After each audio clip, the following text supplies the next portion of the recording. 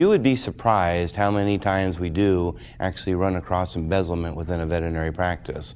One of the things that we do during our operational audits when we do an on-site consultation is we do a review of the front office procedures and we look at end-of-day procedures. So we'll see what happens. Are we printing out the right reports? Are we looking at audit trails and itemized audit trails and the end-of-day reports?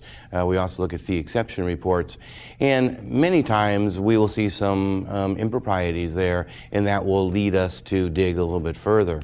I'll never forget this one case that happened, and this was in a veterinary practice, and we had a receptionist, and for the lack of, we'll keep confidentiality here, I'll give her the name of Susan. And Susan was embezzling from the practice.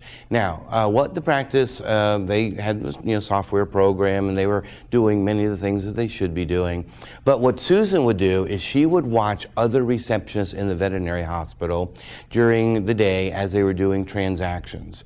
And if a receptionist dealt with a cash transaction with a client, Susan made a mental note of that.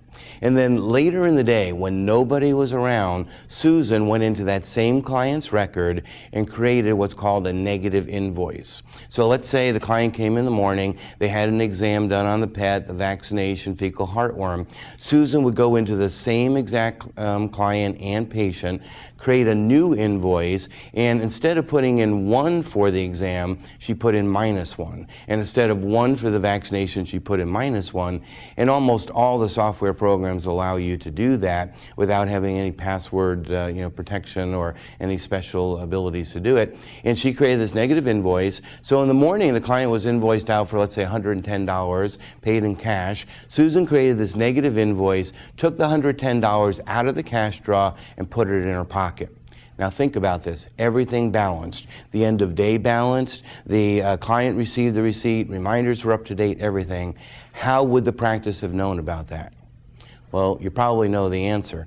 But the answer is they would be printing out the itemized audit trail, and that would show them the positive transaction in the morning and the negative transaction in the afternoon. Well, unfortunately, this practice wasn't doing that. And unfortunately, a lot of practices don't do that. And the only way that they knew about this was a client came back in a while after this, and they wanted to refund their medication, and they went into the client file, and in the computer saw that it had already been refunded because the negative transaction was there, and that sparked some interest, and then they did a little bit of investigation. But you know how much they found out? In 1 year, Susan had embezzled over $34,000 out of that practice. So it is a much bigger problem than we might give it credence for. And in fact, estimates say that 1 out of 10 veterinary hospitals are embezzled to the tune of $10,000 or greater every single year. So you really need to have your internal controls in place. Are we doing our end of days? Are we indeed looking at the itemized audit trails? When's the last time you updated password protection within your practice? Want to hear another story? This one's a little bit overwhelming, but it's a true story. There was an associate veterinarian in a practice in Florida. And this associate veterinarian got in a really big argument with the owner of the practice. And they just got in this huge fight. The associate veterinarian decided that he was going to go and open his own practice. So he rented a storefront a couple blocks away from the practice that he was currently in. And unbeknownst to the owner, he built up the practice and he got everything ready and got everything set to go in there. And then one day he came in the practice, middle of the night, and he wrote a letter to the entire client base telling everybody what a jerk the owner was and that he, the new veterinarian, was going to open up a practice a couple blocks away. And adding insult to injury, he printed that letter out using that practice's letterhead and running it through their postage machine. Sent all that out, and then, listen to this, he deleted the entire client base. Boom, gone. And that practice was not doing their backups. The last backup they had was at the end of the last year, so December the previous year. This was August of that year. They lost all that information over that 8 months. How did he get in to delete the client base? He had the master password. When's the last time you updated your password protection?